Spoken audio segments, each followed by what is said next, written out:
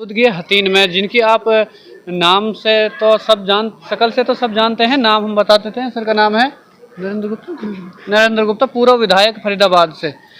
तो जो मेवात इलाके में हतीन लगता है और हतीन में इन्होंने ऐसा काम किया है कि शायद ही किसी ने ऐसा काम किया हो जो आम जनता के लिए मुनाफेदायक हो और जो आम जनता की सोचने वाला हो।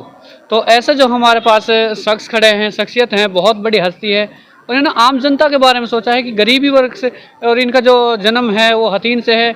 तो इन्होंने देखा कि हतीन में किस तरीके का विकास है, उस तरीके से इन्होंने हतीन के बारे में सोचा और इन्होंने एक जनता के लिए जो यहाँ पे गोकुल भवन बनाया है। तो इनका जो भूमि पूजन हुआ था, इसमें लिख रहा है 19 अप्रैल 2021 में। तो इसके लिए जो पूर्व सीएम रह चुके श्री मनोहर लाल खट्टर जी उद्घाटन करने के लिए आए हैं। तो हम सर से बात करते हैं, पूर्व विधायक सर से। जी, सबसे पहले तो आपका स्वागत है हमारे चैनल में। जी धन्यवाद जी। जी सर, आपने जो ये भवन बनवाया, ये क्या सोचा कि भाई हतीन के अंदर इस तरीके का जो कार्य करा? देखिए, जैसे कि मैं आपको बता दूं, मेरा जन्म हतीन में हुआ। हमारे परिवार के बुजुर्गों की सोच थी, मेरे स्वर्गीय पिता किशन चंद गुप्ता और चाचा रमेश चंद गुप्ता जी की, कि अपने जो उनके बाबा थे उनकी याद में एक कोई भवन या धर्मशाला के रूप में हतीन में बनाने का उनका मन था। हमारे पिताजी का स्वर्गवास हो गया, चाचा जी और हमने मिलकर हतीन में जो उनकी सोच के अनुसार ये धर्मशाला का निर्माण किया, जिसका नाम गोकुल भवन रखा है। और मुझे बड़ी खुशी है कि हरियाणा के पूर्व मुख्यमंत्री और अब वर्तमान में केंद्रीय मंत्री माननीय मनोहर लाल जी, जो वाकई में एक संत के रूप में हैं, उन्होंने आज इसका लोकार्पण किया है। हरियाणा के हतीन की जनता को समर्पित है। किसी भी वर्ग का कोई भी व्यक्ति यहाँ शादी विवाह दुख सुख के कोई भी कार्यक्रम कर सकता है। कोई ये पैसा कमाने की जगह नहीं है, सिर्फ सस्टेनेबल प्रोजेक्ट है कि इस तरफ इतना पैसा लिया जाएगा कि यहाँ के जो चौकीदार, माली, केयर टेकर्स, उनकी सब तनख्वाह निकलती रहे और यह बिजली का बिल पेमेंट होता रहे। तो मुझे लगता है कि जो हमारे परिवार की सोच थी उसी अनुसार ये हमने आज काम किया है। मैं सभी हतीन की जनता का, मेरे फरीदाबाद वासियों का, सबका धन्यवाद करता हूं कि इसमें सम्मिलित होकर इस कार्यक्रम की भारी आकर शोभा बढ़ाई। और निश्चित ही हमें इतना प्यार समाज के लोगों का देखकर और उत्साह मेरा बढ़ा है और हम उम्मीद करते हैं प्रभु से कि आगे भी इस तरह के अच्छे नेक काम कराने की हमें शक्ति दे। अच्छा, जिस तरीके से बात की जाए, जो हतीन इलाका है, मेवात में लगता है, तो ये सवाल एक राजनीति से जुड़ा हुआ है। तो लोग बाग यहाँ से जो विधायक हैं वो कांग्रेस के हैं। तो जनता ये बात कहती है कि जो विकास है, विकास कहीं ना कहीं हतीन का जो अब नहीं हो पाएगा, क्योंकि यहाँ से जो सरकार का विधायक नहीं है। क्या सरकार इस तरीके का भेदभाव करेगी या फिर सरकार पूरे प्रदेश में बराबर विकास करेगी?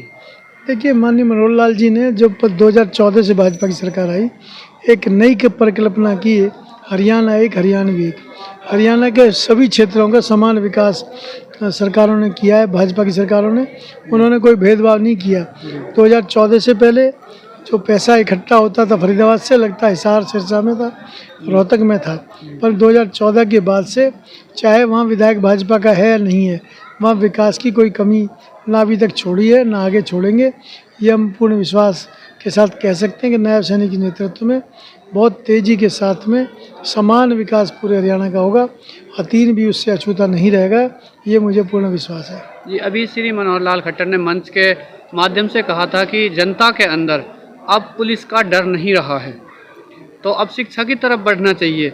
ऐसा क्यों मानते हैं कि पुलिस का डर नहीं रहा है, प्रशासन का डर नहीं रहा है? ऐसा क्या कारण है? देखिए, आप उसका मतलब उनका कहने का क्या है कि जब शिक्षा बढ़ेगी, लोग शिक्षित होंगे, तो निश्चित ही क्राइम रेट कम होगा। जी।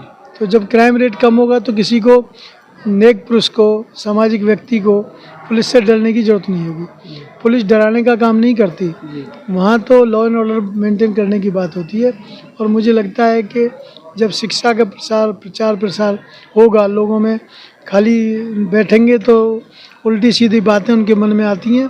तो उनका कहने का तात्पर्य यही है कि जब लोग बिजी हो जाएंगे पढ़ने की तरफ, तो क्राइम रेट कम होगा और पुलिस की भी काम अलग अच्छे अच्छे गांव में बढ़ेगा। अच्छा, जिस तरीके से आपने ये गोकुल भवन बनाया है, उसी तरीके से शिक्षा के स्तर पर आपने कुछ शिक्षा के लिए कुछ कार्य किए हैं अपने फरीदाबाद क्षेत्र में?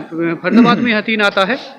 तो उसमें कुछ ऐसा कार्य आपने शिक्षा के स्तर पर? देखिए, अभी हमारे औरंगाबाद में एक इंजीनियरिंग कॉलेज जिसमें बीए एड सॉरी इंजीनियरिंग की सभी डिग्रियां, बीटेक, एमटेक और डिप्लोमा के कोर्सेज हैं, एमबीए के कोर्सेज हैं, बीबीए कोर्सेज हैं, pharmacy Shri Ram college of pharmacy है, वो बनाया हुआ है। सिर्फ यही सोच के, वो भी मेरी सोच थी कि हम जो 3 लोगों ने वो बनाया था कि यहाँ पे अर्बन एरिया में तो बहुत सारे कॉलेज बनते हैं, रूरल एरिया में बनेंगे तो वहाँ पे रूरल गांव के लोगों को शहर में नहीं जाना पड़ेगा और वहाँ शिक्षा मिलेगी।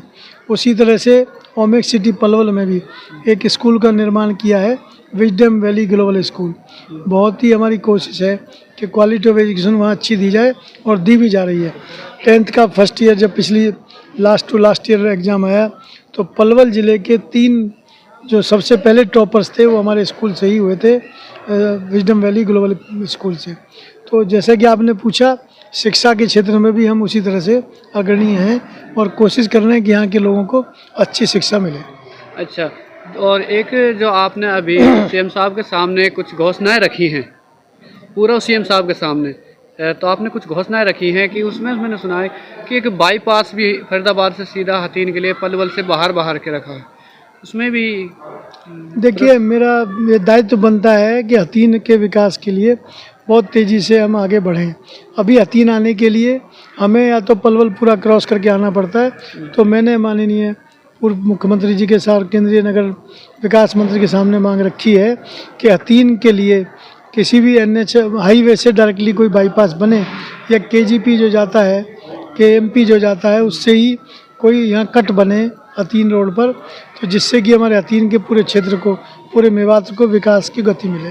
अच्छा, आखिरी में आप हथीन की जनता और फरीदाबाद की जनता और पूरे इलाके की जनता, पूरे प्रदेश की जनता से आप क्या कहना चाहते हैं जिससे कि जो जनता के अंदर बुराइयों से रोकने का, और कुछ ऐसा आप जो उनके लिए कोई सजेशन देना चाहते हैं कि भाई ऐसा काम करो जिससे कि आपकी जो बुराई है, जो आपकी परेशानियां हैं, जिस तरीके से लोग बेरोज़गार हैं, जो बेरोज़गारी का कारण क्या है, आप ऐसा कोई सजेशन दीजिए जिससे कि उनको कुछ आगे बढ़ने की उत्साहित। देखिए, मेरा जन्म हथीन में हुआ और 7वीं तक की शिक्षा भी मैंने हथीन के सरकारी स्कूल में पट्टियों पर बैठ कर की है। तो आदमी सोच लेता है तो किसी भी स्तर तक उन्नति कर सकता है। तो मैं तो आपके माध्यम से सभी से अपील करूंगा, युवा बच्चों से जो हथीन के आसपास के रहते हैं वो पढ़ाई पे ध्यान दें और अपना फोकस्ड पढ़ाई करें, तो निश्चित ही उन्हें सफलता जरूर मिलेगी।